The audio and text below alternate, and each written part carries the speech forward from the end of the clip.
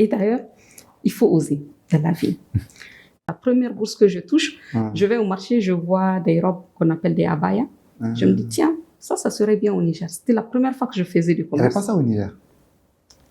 Et je prends ma bourse, je l'investis. Ok. Donc, avant de quitter l'Algérie, j'envoie mon colis à Niamey pour faire vendre. C'est mon premier business avec ma première bourse d'Algérie. Waouh. Et là, vous étiez guidé? Il y avait quelqu'un qui vous disait faites Non, ci, pas faites du ça? tout. J'avais 18 ans. Pas du tout.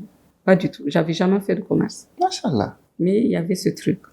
Donc, quand j'arrive au Maroc, je fais la même chose. Je fais la même chose, j'achète des trucs, j'envoie. Et d'ailleurs, il faut oser dans la vie.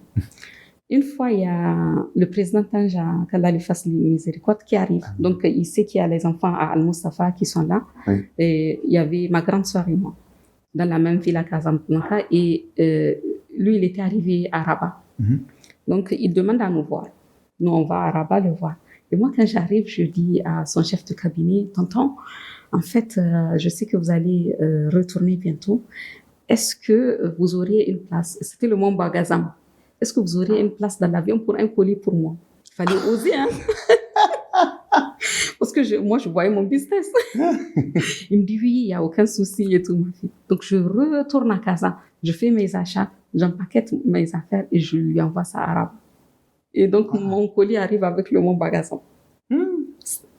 J'investissais ma bourse. Comme? Voilà. Et est-ce que vous profitez peut-être des avantages peut-être familiaux, etc. Oui, j'avais de l'aide financière. Donc, ma bourse, j'en avais pas besoin. Et puisque mon commerce commençait à tourner, alhamdoulilah, ça allait. Donc, il y avait aussi, je pense, cet avantage qui me permettait de pouvoir investir la totalité de ma bourse sans me poser de questions. Vrai. Mais quand même, je pense que c'est assez intelligent à 18 ans de penser. Moi, je connais les jeunes. Dès que tu as de l'argent, en fait, claque ça, fais-toi plaisir, achète-toi des habits, tu sors, tu fais la fête. Mais vous avez pensé à faire un business. Je pense que ça m'a suivi.